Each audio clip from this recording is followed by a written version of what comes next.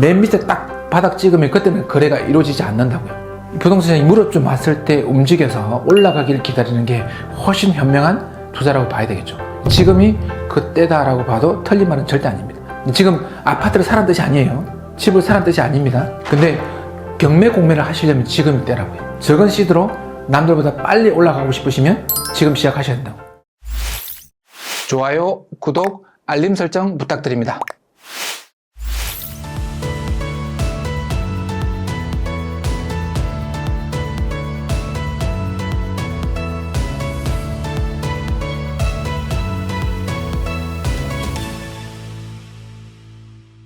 부동산이 침체기라 아직 때가 아니다 이런 말씀 하시거든요. 근데 이미 때는 왔습니다. 경매 낙찰률 보시면 2년 8개월 전으로 돌아갔다고요. 한 물건당 10명씩 들어옵니다. 최소 10명이라고요.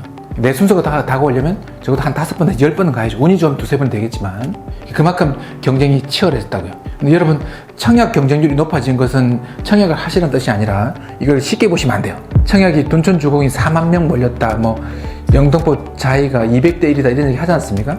청약이라는 건 아직 태어나지 않는 집에다가 투자하는 겁니다.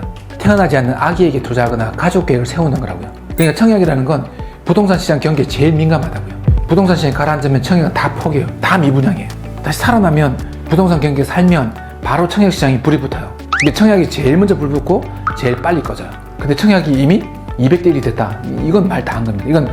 이게 이미 방향은 돌아섰다고요. 물론 지역마다 이게 아파트 단지마다 다를 수 있지만 전체적인 부동산 시장이 계속 하락기로 갈 거고 계속 무너질 거다라는 이 생각은 잘못됐다고요. 30, 40대가 제일 많이 사거든요, 아파트를. 이제 직장생활 한참 물이 오르는 30대가 제일 많이 사는데 30대 친구들이 40, 50대보다 훨씬 꼼꼼하게 철저하게 냉철하게 분석합니다.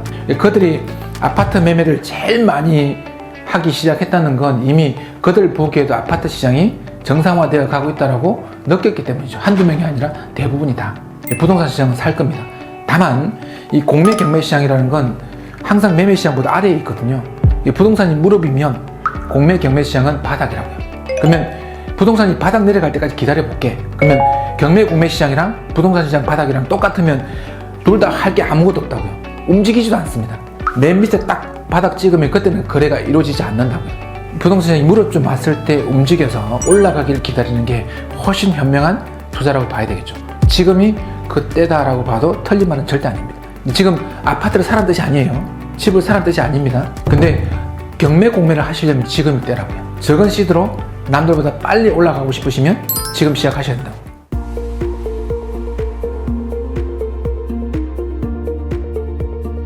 29억짜리 아파트인데 21억에 낙찰됐습니다. 방배동 물건이에요. 이 물건 입찰하려면 주어지는 정보가 이거밖에 없습니다. 이것만 보고 얘 들어갈지 말지 결정을 봐야 돼요. 21억이면 입찰 보증금만 2억 1천이에요. 인터넷으로 보내야 돼요. 2억 1천을. 이것만 보고. 아파트 투자, 빌라 투자 중에 제일 중요한 게 선순위 임차인 파악하는 게 제일 중요하잖아요.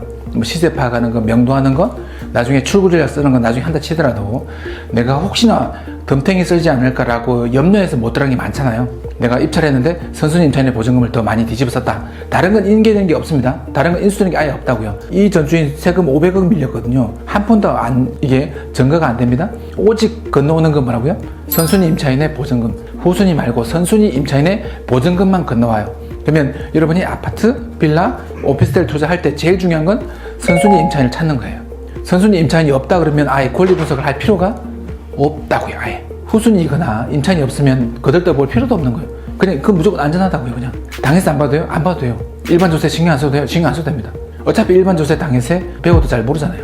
들었으면 까먹잖아요. 헷갈리잖아요. 헷갈린 걸 가지고 어떻게 투자합니까? 확신을 갖고 투자해도 실패할 판에 사실 당해서 일반 조세 많이 학원 다니면 배웠잖아요. 그죠? 유튜브 보거나 인터넷 강의하면 배분 절차를 한 달 내내 강의하는 데도 있습니다. 당해세랑 일반 조세랑 선순위 임차인 찾는 걸 한 달 내내 강의하는 데도 있다고요. 근데 한 달 내내 배우면 오래 갈 것 같죠? 오래 안 갑니다. 근데 헷갈린다고요. 장담하건데 헷갈린 상태로 투자해가지고 성공한 부분은 없습니다. 헷갈리면 안 해야죠. 그러면 어떤 물건만 투자하냐?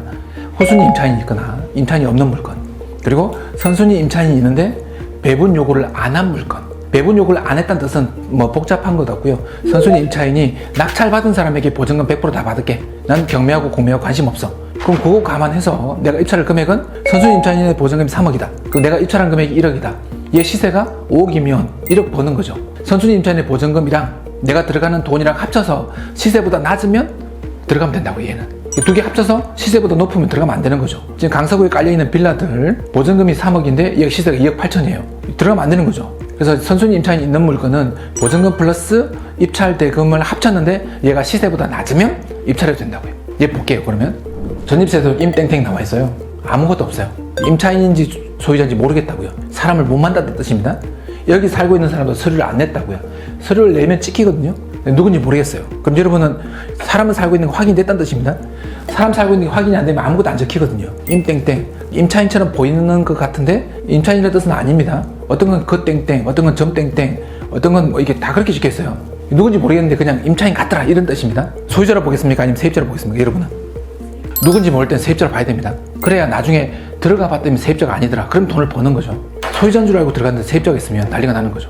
다 뒤집어 쓸 수도 있는 거니까. 분명히 세입자가 있을 것 같은데 세입자가 있다라는 전제 조건으로 조심해서 들어가야 실제 세입자가 있더라도 내가 감당할 힘이 생기는 거잖아요.